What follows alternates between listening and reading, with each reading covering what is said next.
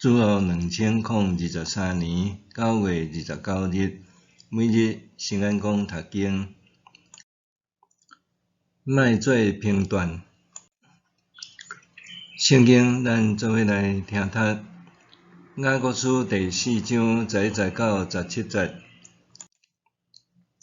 兄弟姊妹，毋通互相讲歹话，讲兄弟姊妹的歹话，批判兄弟还是姊妹，就是讲律法的歹话，批判律法。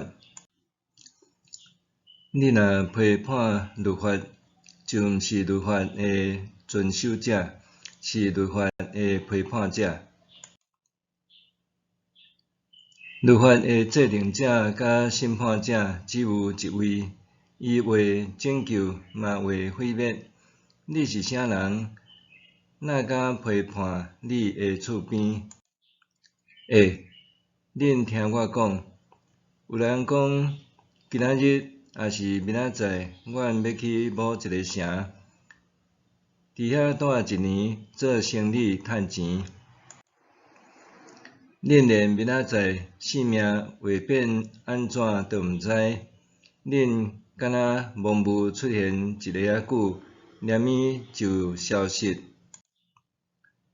恁应该着安尼讲：主若愿意，阮就会活，通做即项做迄项。恁现在假骄傲自大，即款的骄傲拢是邪恶。所以人知影着做好事，无去做就是犯罪。莫做评断，批评也是评断，是指故意伫人背后讲无实在的话。批评也是评断，往往是讲话的时机不良，挑剔鼓用白贼话，也是夸大的话来陷害人。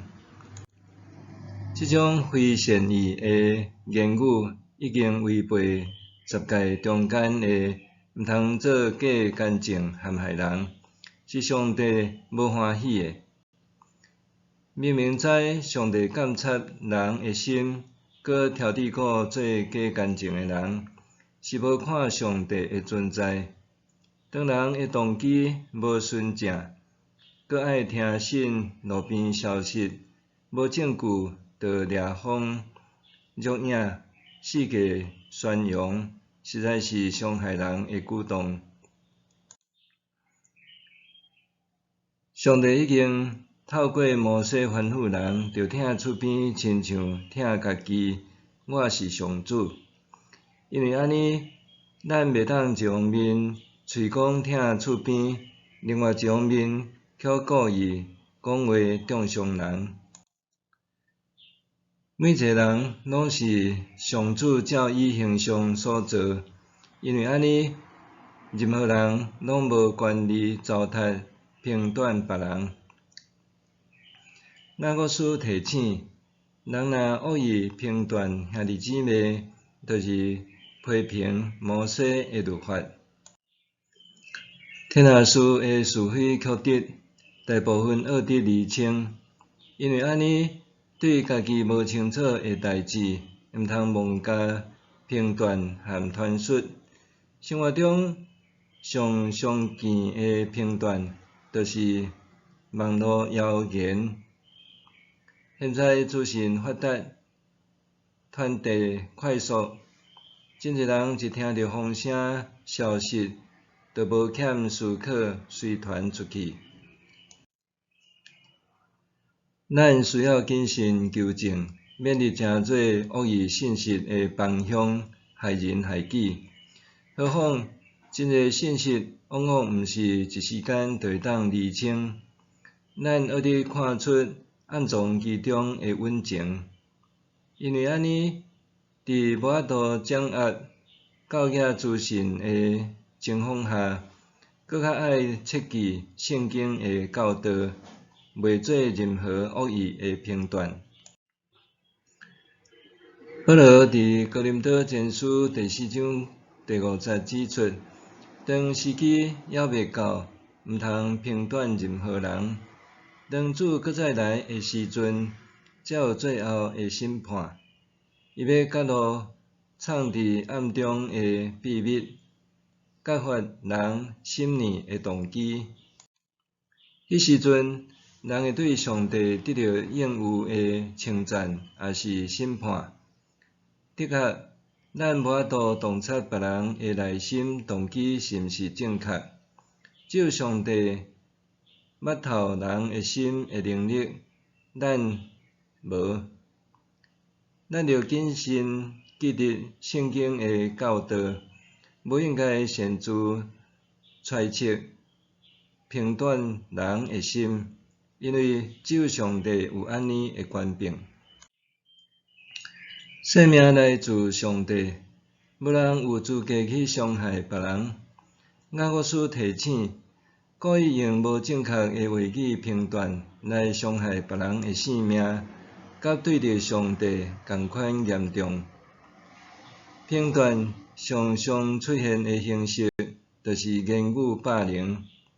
当人际间有纷争，有时就会流传恶意的话语，致使别人受到伤害。